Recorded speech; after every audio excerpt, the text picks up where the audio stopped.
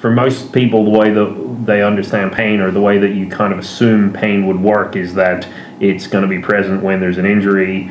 It's pretty baffling to kind of say, oh, you could have broken your back in 3 places, have it healed over, and you didn't even notice, and you weren't even getting symptoms until well after that. And I've had situations with myself where I was a gymnastics coach. Originally, I was kind of into gymnastics, got into coaching, and I remember one gymnast that I had came in complaining about knee pain, and sort of said, what can I do where I don't use my knees? And in gymnastics, not very much. Like, you're just gonna be in pain. So we kind of wouldn't let him do anything really, and until we got to the trampoline. He's, oh no, I can go on the trampoline. Like, really excited for being on the trampoline. Did a whole hour and a half on the trampoline. Went home. Knee pain came back. Went to the hospital. Realized he had split his patella in 2.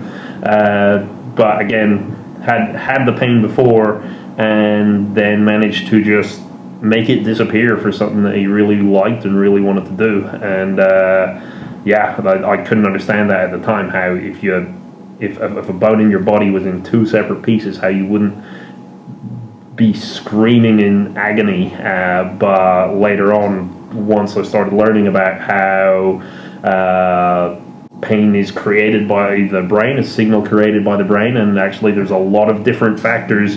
The threatening stimulus, the actual injury or the tissue damage that quite often is associated with pain actually isn't the deciding factor when it comes to whether or not we feel pain. So I think that's quite cool to think about for me. Yeah, and I've had something actually, talking about my back, going back a little bit before that.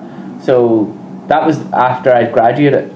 Going back to when I first started. So I'd done my first term, and it was the year before you started. Just for everyone that doesn't know, me and James went to the same circus school.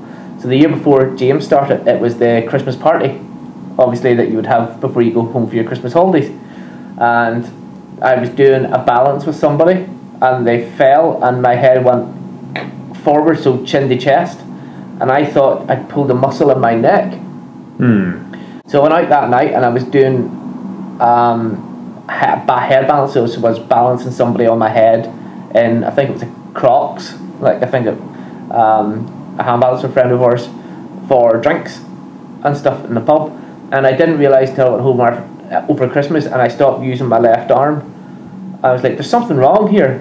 Maybe it's just I'm thick. My nerves just don't realise what's going on. But then I stopped being able to use my left arm, and I'd fractured my neck, and a little bit of it had put pressure on my spinal cord.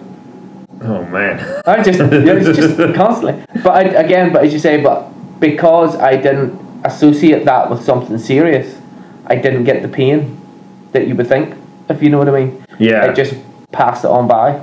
And on the flip side, you see kids fall over, and if their parents look terrified, they suddenly become terrified, even if there's nothing really wrong. Like the tissue damage is one aspect of it, but actually your perception of it, the way you deal with it, all of that will add to the story, and you can build something very, very negative if all the things align in that way. Or actually you can have something that maybe isn't so bad if things align in your favor. If you know the information, then you can deal with it a little bit better.